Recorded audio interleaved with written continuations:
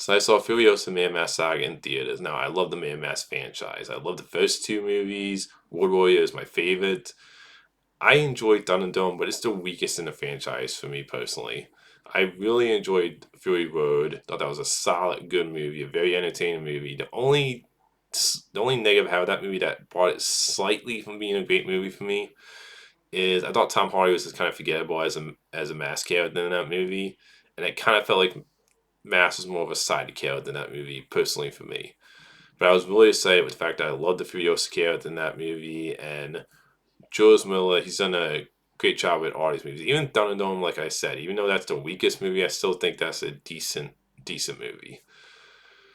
I thought Ella Taylor-Joy did a great job in this movie playing a young Furiosa. And the thing is, I didn't expect this, but the first half of the movie, she's not in the first half of the movie. She doesn't show up as that character until the second half. The first half, they have a kid who plays an even younger version of Furiosa, who I think does a great job. I don't know the name of the actress, but I really bought that, like, okay, this is Furiosa as a kid, and you spend a lot of time with her as a kid, and then I really bought that. Okay, that's Aaron Taylor Joyce playing the grown up version of that kid for the first half of the movie. Like I really bought that. So the character Furiosa is in the whole movie, but I was surprised that they kind of did a thing where it was like the first half you have a kid playing Furiosa, playing the kid version of Furiosa, and then you have Aaron Taylor Joy who plays the older version of Furiosa.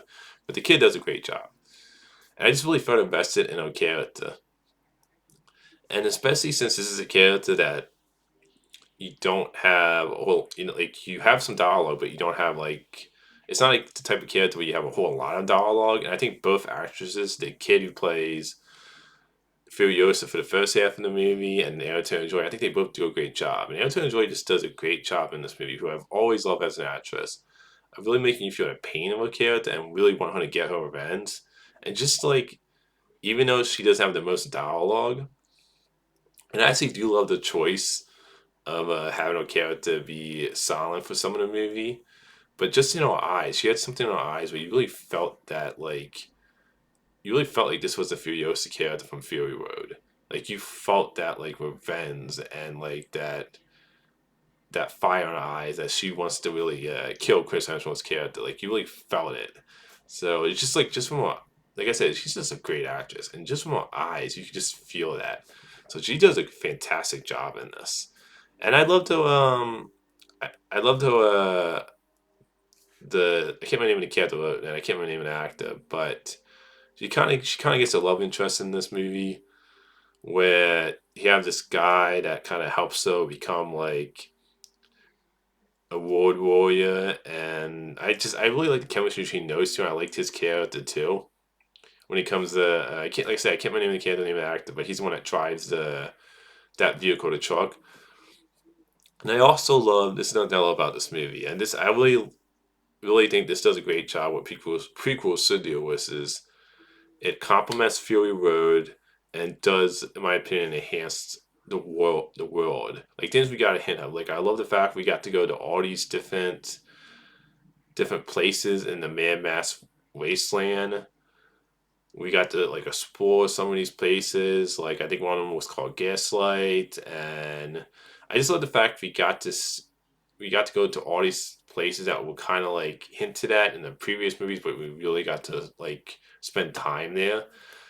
So I thought that was cool. Like it really, to me, it does a great job of kind of expanding the world of stuff we kind of touched on, hinted at in the previous movies, but we didn't really spend a whole lot of time in these specific locations or places.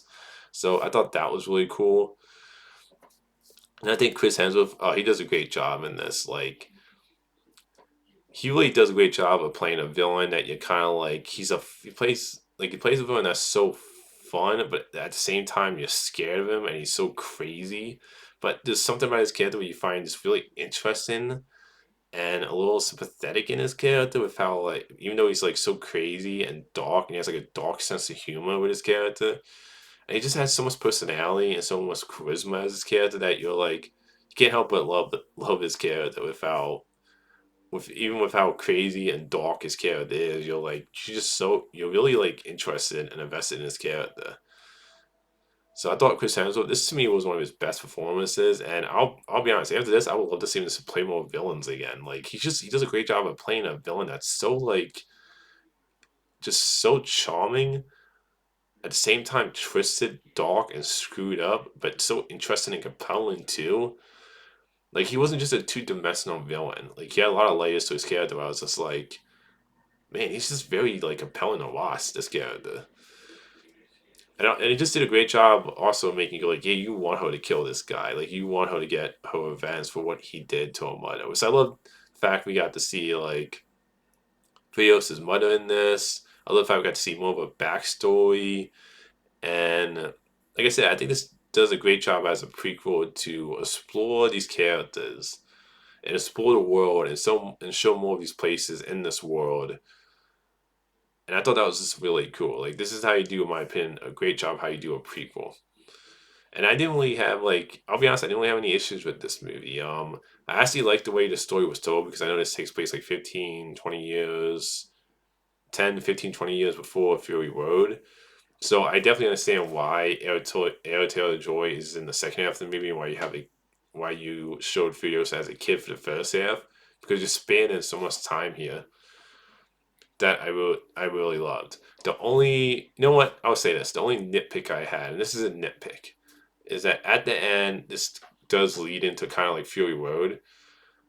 I do feel like with the actress that played Furiosa and Fury Road, how that actress is much older. I do think there's a little bit. I don't know if I quite buy the age gap part of it there, where because if this is supposed to like if this leads right into Fury Road, Ella Taylor Joy does a fantastic job in this, but she does look a little bit young to how like when you look at Furiosa and Fury Road, she looks much older the character. So that's the only I would say if I had to pick a negative, that's really the and more of a nitpick. I would say that's really the only I would say nitpick I had about the movie is age gap wise, and then the movie and then with it going right into Fury Road for character. I did find that to be a little bit of a stress there. But overall, like I said, cast is fantastic. Aston is great in this movie. I love how the Aston is shot in this. Like it's very high energy, like the other Man Mask movies. The visuals I think look great in this. Like I've heard some people say some of the there's some VX green screen shots in this that didn't look good, but I'll be honest, I didn't it like I didn't feel that personally. Like it's not like the Flash movie where the Flash movie the effects look very not good. I didn't really feel that in. I didn't feel like there was shots in this movie that where I noticed like the VX green screen. Like I thought the visuals looked great in this movie. Like I love the look of the world, and it's just like I said, it feels like a great prequel with Fury where we can watch them back to back. So whole cast is fantastic. It sucks this movie isn't doing well, but I can. I'll talk. I know I'll definitely talk about it on one of my movie topics videos on Sunday with one of the topics why I think there's a couple reasons why I can understand why this movie is not doing well at the box office, but I highly recommend go see this movie in theaters. This is the type of movie you want to see on the big screen, not at home. But to me, when it comes to the visuals and how high energy it is, and it's just the story's great. You really fall in love with the characters. You feel invested in the characters. It's a movie. It's an experience. This is the type of movie that has an experience where you want to see it in a theater with a large crowd. So definitely recommend Furiosa, Man Mask Saga. Until next time, movie fans.